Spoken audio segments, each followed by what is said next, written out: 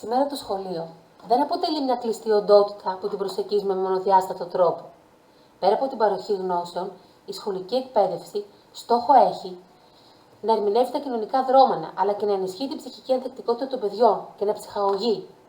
Σε αυτό το πλαίσιο, έχει αναδειχθεί μια εξαιρετική δυνατότητα για τους μαθητές-μαθήτριες: η συμμετοχή τους σε μαθητικούς διαγωνισμούς. Η δυνατότητα αυτή έχει σαν στόχο να αναδείξει την ουσιαστική και λειτουργική προσέγγιση της γνώσης, απορρίπτοντας την παραδοσιακή διδακτική μέθοδο, με τον μαθητή ακροατή να αξιοποιεί τη δημιουργικότητά του και τις σύγχρονες δεξιότητες του 21ου αιώνα. Το σχολείο μας, το πρώτο πειραματικό γυμνάσιο Καρδίτσας, μέσα από τη διδακτική πράξη αλλά και από τη λειτουργία των ομίλων δημιουργικότητας και καινοτομίας, ενθαρρύνει τη συμμετοχή των μαθητών-μαθητριών στους διαγωνισμούς, θέτοντας βάσεις για την αναβάθμιση της εκπαιδευτικής πρακτικής και την προετοιμασία των παιδιών για μια υπεύθυνη και δημιουργική ενήλικη ζωή. Στο παρόν πόνημα, το οποίο είναι μια αναστοχαστική εργασία πάνω στην εκπαιδευτική εμπειρία, θα παρουσιαστούν δύο από τους διαγωνισμούς, τους οποίους συμμετείχαν τα παιδιά δύο ομίλων του σχολείου κατά το σχολικό έτος 2023-2024.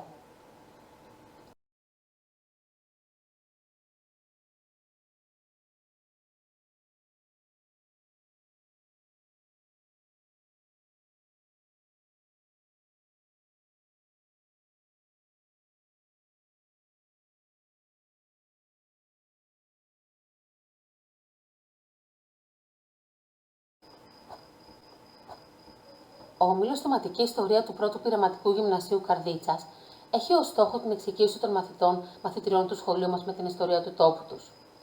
Το σχολικό έτος 2023-2024 αποτέλεσε το τρίτο κατά σειρά έτος λειτουργίας του ομίλου Ιστορίας.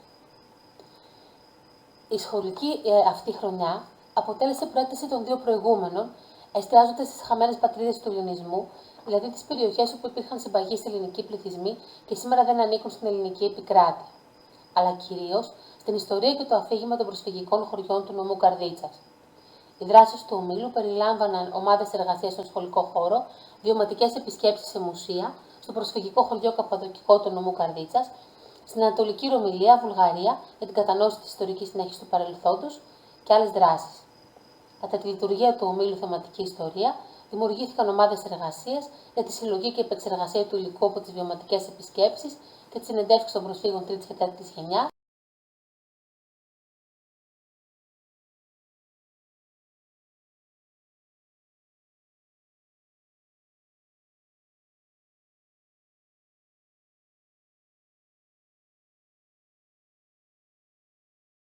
Δεν υπήρχε φαγητό ή ποτό στο πλοίο. Οι άνθρωποι τρώγανε ό,τι είχαν μαζί τους. Οι ασθένειες ήταν πολύ συχνές και οι φιλόσοφες γυναίκες δεν είχαν γάλα για τα μωρά τους. Οι ενήλικες μπορούσαν να αντέξουν την πείνα, αλλά το κλάμα των παιδιών από την πείνα ήταν αρκετό για να τους παράξει την καρδιά. Είχαν πέρασει 10 μέρες από τότε που το πλοίο έφυγε από την Μυρσίνα. Και το πρωί της 10ης ημέρας φάνηκε το λιμάνι του Πειραιά. Στο πλοίο, ο ιερέας έθηκε μπροστά στους ανθρώπους και είπε: «Εδώ είναι η Ελλάδα, η νέα μας πατρίδα». Κάποιοι ξεφώνησαν από χαρά και κάποιοι ήταν σκεπτικοί. Κάποιοι τραγουδούσαν τον εθνικό ελληνικό ύμνο και κάποιοι δεν καταλάβαιναν τι γινόταν, γιατί δεν μιλούσαν ελληνικά. Στην Αγία του Πειραιά, όταν έφτασε στο πλοίο, μας κούρεψαν όλους. Άντρες, γυναίκες, παιδιά. Μόνο τον παππού του χωριού δεν κόντρεψαν, τον παπά Βασίλη. Και μας κούρεψαν μηχανές που κούρευαν τα πουλάρια και μας έβαλαν σε καραντίνα για μέρες. Τότε τον Πειραιά μας πήγαν στον Βόλο. Μερικοί προτίμησαν να μείνουν στον Βόλο, και άλλοι καταστάθηκαν στην Βερολή και Μελέ, και άλλοι στην Καρδίτσα. Στους σπάνιους στρατώνες για 2 χρόνια. Στο Κεμελέ, που ονομάστηκε αργότερα Καπαδοκικό, μείναμε 6 μήνες στις σκηνές και μετά μπήκαμε στα σπίτια μας, που έφτασε το ελληνικό δημόσιο. Ένα δωμάτιο και μια κουζίνα, χωρίς παράθυρα και πόρτες. Εδώ μας στήριξε η νοσία και άλλες αρρώστιες. Δεν προλαβαίναμε να φτάσουμε στους δικούς μας. Και μάλλον δεν έπρεπε να χτυπά πέθανε. Με αυτές τις προϋποθέσεις άρχισε μια καινούργια ζωή. Ο πρώτος προορισμός μας ήταν ο Βόλος, που παρότι εκείνη την εποχή οι Ικμαζέ μας πήγαν σε ένα ξερότοπο. Εκεί διασκορπιστήκαμε. Άλλοι παρέμειναν εκεί, άλλοι πήγαν στη Θηρόπετρα, στο Γάζο Ρωσερών, στην Νεοκεσάρια και Μπάφρα Ιωνίνου. Οι υπόλοιποι ξεκινήσαμε τη μεγάλη περιπλάνηση. Από τη μία που περνάγαμε μας κυνηγούσαν και από την άλλη είχαμε να αντιμετωπίσουμε το χιόνι και το πολύ κρύο, ώστε τελικά φτάσαμε στην Καρδίτσα και μείναμε σε ένα παλιό στρατόπεδο για 2 χρόνια, μέχρι που υποδομήθηκε το 1926 στο χωριό μας, το Καπαδοκικό Καρδίτσας. Το κλίμα ήταν πολύ υγρό και αρρώστια και πέθανε πολύ κόσμος, όπου ήταν ήδη καταπονημένος από πνευμονία και ελονοσία. Αρχίζει ένας μεγάλος αγώνας για επιβίωση. Χρήματα δεν είχαμε και κάναμε όπου βρίσκαμε μεροκάματο, κυρίως σε γεωργικές δουλειές, ώσπου σταθήκαμε λίγο στα πόδια μας.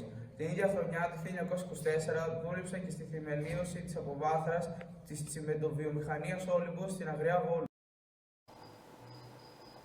Ο όμιλος ραδιοφωνία του Πρώτου Υπηρεματικού Γυμνασίου Καρδίτσας έχει ως στόχο την ενθάρρυνση της καλλιέργειας αλφαβητισμού των μαθητών στη νέα αμυντιακή και τεχνολογική πραγματικότητα.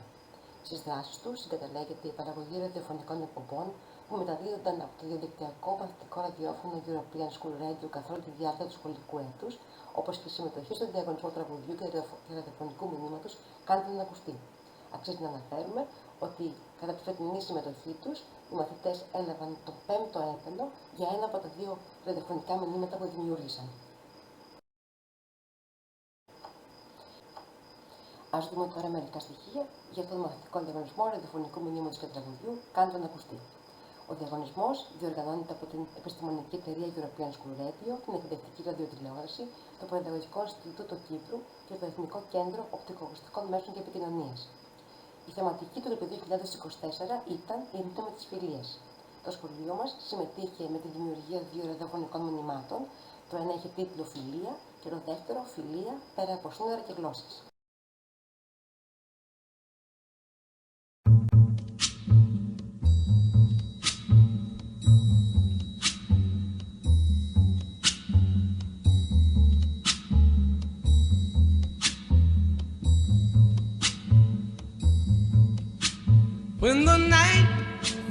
Φίλε. Friend. Freund. Ami. Amigo. Amigo.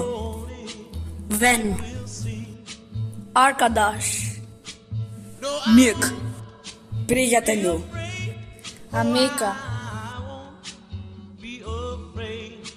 Σε όποια γλώσσα και αν τον αποκαλέσεις, Η αξία του φίλου στη ζωή κάθε ανθρώπου είναι ανεκτήμητη.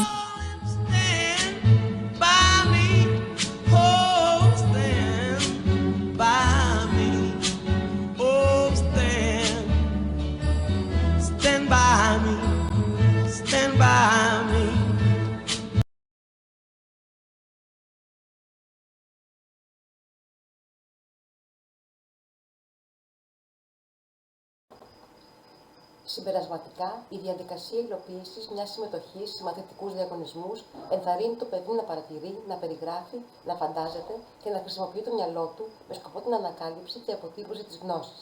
Το παιδί αναπτύσσει τη φαντασία του, τη δημιουργικότητά του και την ευαισθησία του, έχοντας δυνατότητες πολλαπλότητας ερμηνεών. Σήμερα το σχολείο δεν αποτελεί μια κλειστή οντότητα. Η σχολική εκπαίδευση στόχο έχει να εκπαιδεύει, να ερμηνεύει τα κοινωνικά δρόμενα, να ενισχύει την ψυχική αντιληπτικότητα των παιδιών και να ψυχαγωγεί.